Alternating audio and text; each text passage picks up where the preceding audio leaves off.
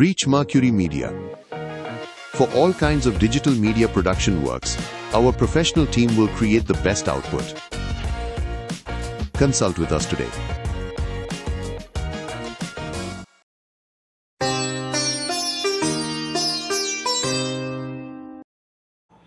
ஓம் சரணாகத தீனார்த்த பரித்ராண பராயணே சர்வஸ்யார்த்திகரே தேவி நாராயணி நமோஸ்துதே.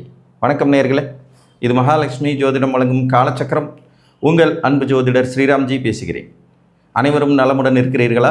நன்றாகத்தான் இருப்பீர்கள், நன்றாக இருக்க வேண்டும். இன்றைய காணொளியில் நாம் காண இருப்பது பலே கில்லாடிகள், ராகு ப்ளஸ் புதன். ஜாதகத்தில் அதீதமான திறமைகளை உள்ளடக்கிய மனிதர்களை நாம் இனம் கண்டுகொள்ள முடியும். இவங்களோட திறமைகள் பல நிலைகளில் நல்ல வழிகளுக்கும் செயல்படும், மோசமான விளைவுகளுக்கும் செயல்படும். மொத்தத்தில் அவங்களுக்கு சுயலாபம் இருக்கும் அப்படிங்கிறது மாதிரி எடுத்துக்கலாம். இப்படிப்பட்ட மனிதர்களை அவனுக்கு என்னப்பா அவன் பலே கில்லாடி அப்படின்னு சொல்லுவோம். எதில் வேணாலும் பூந்து வெளியில் வந்துடுவான். அவன் கழுவுற மீனில் நழுவுற மீன், வாயிலேயே வடை சுட்டுருவான், பேச்சிலேயே சாமர்த்தியசாலி, எல்லாத்தையும் பேச்சாலேயே சாதிச்சிருவான், மற்றவங்களால் முடியாத விஷயத்தை கூட இவன் செஞ்சுட்டு வந்துடுவான் அப்படின்னு பல பேர்களில் இவங்களை நம்ம அழைப்போம். இந்த அமைப்பை கொடுக்கக்கூடிய கிரகங்கள் ரெண்டு. ஒன்று புதன். நைச்சியமான கிரகமான புதன் புத்தி கூர்மைக்கு பேர் போன கிரகம், தொழில் சாமர்த்தியத்துக்கு பேர் போன கிரகம், நுணுக்கமான நுண்ணறிவுக்கு பேர் போன கிரகம். இது போக எழுதுதல், இயங்குதல், இயக்குதல், கணக்கு வழக்கு, எதிர்காலத்தை ப்ரெடிக்ட் பண்ணுறதுன்னு பலவிதமான சூட்சுமங்களுக்கு பேர் போனவர் இந்த புதன். வாதத்திறமை கொண்டவர் இவர் தான், கணக்கு பிள்ளையும் இவர் தான், வக்கீலும் இவர் தான், ஆடிட்டரும் இவர் தான், தரகரும் இவர் தான், நடுநிலையாளரும் இவர் தான். ஸோ இவருடைய திறமைகளை சொல்லிக்கிட்டே போகலாம். இந்த திறமைகளை பன்மடங்கு பெருக்கி கொடுக்கக்கூடிய இன்னொரு கிரகம் யாருன்னு கேட்டிங்கன்னா ராகு. பொதுவாக ராகுவோடு சேர்ற கிரகங்களுடைய திறமை விரிவடைஞ்சிக்கிட்டே போகும். ராகு பகவான் ஒரு பாவக்கோளாகவே இருந்தாலும் கூட தன்னுடன் இணையும் கிரகங்களின் வலிமையை விரிவடைத்திக்கிட்டே போவார். அதாவது நெகட்டிவாக விரிவடைச்சிக்கிட்டு போவார். அவர் பாசிட்டிவாக அவரால் செய்ய முடியாது, ஏன்னா அவர் ஒரு பாவக்கோள். இப்போ சூரியனோட ராகு சேர்ந்தால் அதிகார பதவியை துஷ்பிரயோகம் பண்ண வைப்பார். சுக்கரனோட ராகு சேர்ந்தால் காமத்தை அதீதமாக அனுபவிக்குப்பார். அதாவது ஒன்றை மிகைப்படுத்தி கொடுப்பது அப்படிங்கிறது மாதிரி வரும். ஸோ ஏற்கனவே புத்தி கூர்மை கிரகமான புதன் இந்த ராகுவோடு இணையும் போது இவங்க பலே கில்லாடிகள் அப்படிங்கிற அளவுக்கு பயங்கரமான டேலண்ட் உள்ளவர்களாக மாறிடுறாங்க. இதில் ஒரு நுணுக்கமான விஷயம், புதன் ஒரு 6 லக்னங்களுக்கு நல்லவராக இருப்பார், மீதி ஒரு 6 லக்னங்களுக்கு கெட்டவராக இருப்பார். இந்த நல்லவராக அவர் இருக்கக்கூடிய லக்னங்களுக்கு இந்த புதன் ராகு இணைவுங்கிறது இவர்களையும் வளர்த்தி இவர்கள் சார்ந்தவர்களுக்கும் நன்மை செய்கிற விஷயமா போயிடும். உதாரணமாக ரிஷப லக்னம், மிதுன லக்னம், கன்னி லக்னம், துலா லக்னம், மகர லக்னம், கும்ப லக்னம், இவங்களுக்கெல்லாம் இந்த புதன் ராகு இணைவுங்கிறது பாசிட்டிவாக இருக்கும். ஒரு சில நிலைகளில் சிம்ம லக்னத்துக்குமே ஓரளவுக்கு பாசிட்டிவாக இருக்கும். ஏன்னா சூரியனுக்கு புதன் நண்பருங்கிற அடிப்படையில். மோசமான விளைவுகள் புதன் ராகு இணைவில் யாருக்கு வரும்னா அவயோக லக்னங்களுக்கு வரும். அது எப்படின்னா ஜாதகர் மட்டுமே லாபம் அடைஞ்சிருவார். அந்த கில்லாடித்தனத்தினால ஜாதகருக்கு லாபம் இருக்கும், ஆனால் அவரை சார்ந்து சுற்றி இருக்கிறவங்க எல்லாத்தையும் நட்டத்தில் விட்டுருவார், கை கழுவிடுவார், முதுகில் குத்திடுவார், அந்த வேலையை செய்வார்.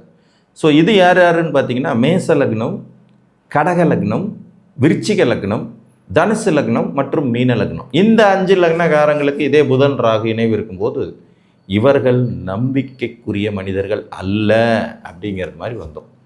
இதில் கற்பனை பண்ணி பார்க்க முடியாத அளவுக்கு கில்லாடித்தனத்தை கொடுக்கக்கூடியது புதனும் ராகுவும் சேர்ந்தாலே இது வரும் அப்படின்னு எடுத்துக்க முடியாது.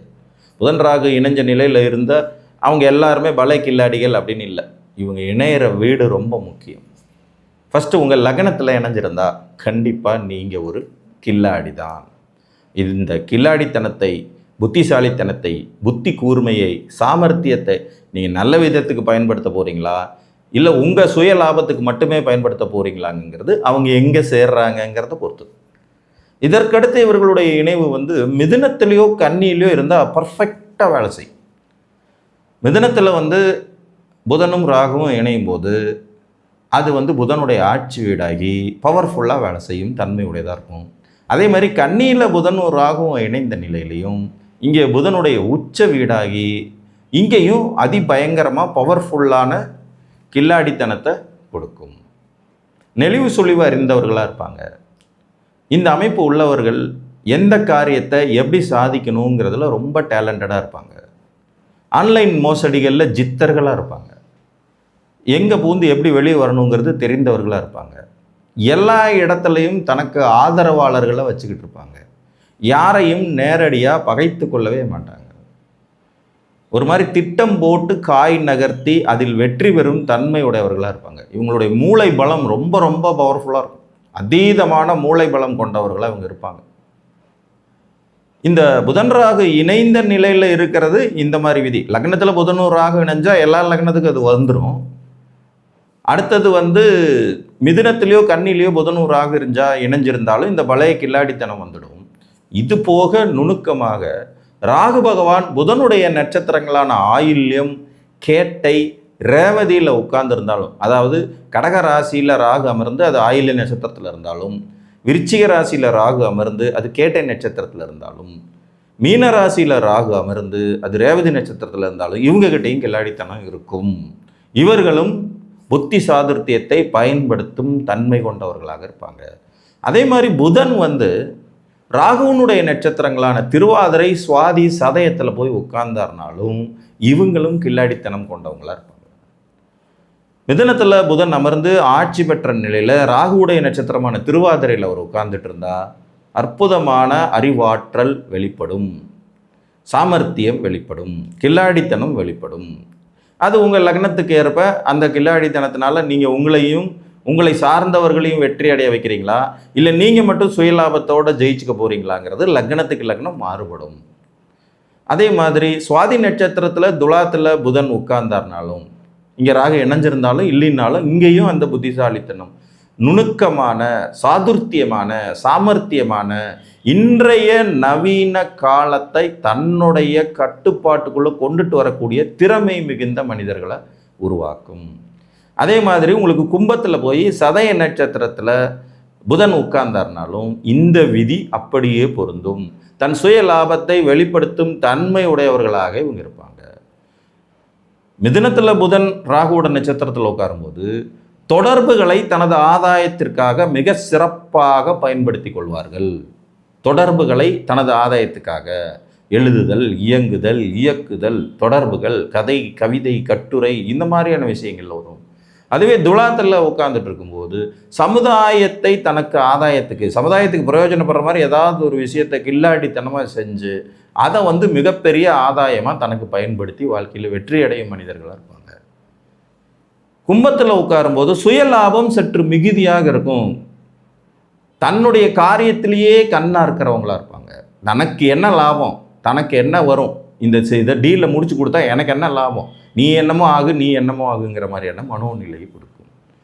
ஸோ இந்த ராகு புதன் இணைவு கில்லாடித்தனத்தின் வெளிப்பாடு தான். இதில் ஒன்றும் மாற்று கருத்தே இல்லை. ஏன்னா புதன் என்னும் புத்தி கூர்மை கொண்ட கிரகத்தை ராகு பகவான் மல்டிபிள் பண்ணும்போது அந்த அதீத புத்திசாலித்தனம் மிக பெரும் வெற்றியாளர்களையும், மிக பெரும் வெற்றியாளர்களுக்கு அருகாமையில் இருக்கும் நபர்களையும் அவர்களின் மூலமாக தன் காரியத்தை சாதித்து கொள்ளும் சாதுர்த்தியம் படைத்தவர்களாக இருப்பாங்க. மேக்சிமம் இந்த மாதிரியான அறிவு உடையவர்கள் பார்த்திங்கன்னா ஒரு தொழிலதிபர்களாக இருப்பாங்க, அல்லது மிகப்பெரிய கட்டமைப்பை உருவாக்கும் தன்மை உடையவர்களாக இருப்பாங்க. அந்த நபர்களுக்கு உறுதுணையாக இருக்கக்கூடியவர்களாக இருப்பாங்க. அரசியல் சாணக்கியத்தனம் கொண்டவங்களாக இருப்பாங்க. கலைத்துறையில் சாணக்கியத்தனம் கொண்டவர்களாக இருப்பாங்க. விளையாட்டுத்துறையில் தனக்கென்று ஒரு தனி பாணியை வச்சுக்கிட்டு இருக்கிற சாணக்கியத்தனம் கொண்டவர்களாக இருப்பாங்க. இவங்க சார்ந்த துறை எல்லாத்துலேயுமே இவங்களுடைய அந்த தனித்துவம் பளிச்சிடும். அந்த தனித்துவம் அது வந்து அதை வச்சு கில்லாடித்தனமாக வேலை பார்ப்பாங்க. அதில் வந்து இவங்களை அடிச்சுக்கவே முடியாது. மற்றவர்களை விட எந்த சூழ்நிலையிலும் தன்னை குறைத்து மதிப்பிட்டு காட்டிக்கொள்ளவே மாட்டார்கள். அதே மாதிரி ரொம்பவும் பேச மாட்டாங்க. இந்த அமைப்பு கொண்டவர்கள் அதிகமாக அவங்ககிட்டேருந்து வார்த்தைகளை பிடுங்கிறது ரொம்ப ரொம்ப கஷ்டம். இவர்களை பொறுத்தவரை கவனிப்பதும், அப்சர்வ் பண்ணிக்கொள்வதும், மற்றவர்கள் வாயிலிருந்து ரகசியங்களை வெளிக்கொண்டு வருவதும் அதை தான் எப்படி சாதுர்த்தியமாக பயன்படுத்தி கொள்வது என்பதையும் புரிந்து வைத்திருப்பார்கள். நார்மலாக நீங்கள் பாருங்கள், புதனோட நட்சத்திரம் பூராமே நீர் ராசிக்குள்ள இருக்கும். தண்ணிக்குள்ளே என்ன இருக்கும் யாருக்குமே தெரியாது. ஆழ்வார்ந்த, அதாவது ஆழமான அறிவு கொண்டவர்களை உருவாக்குற கிரகம் புதன்.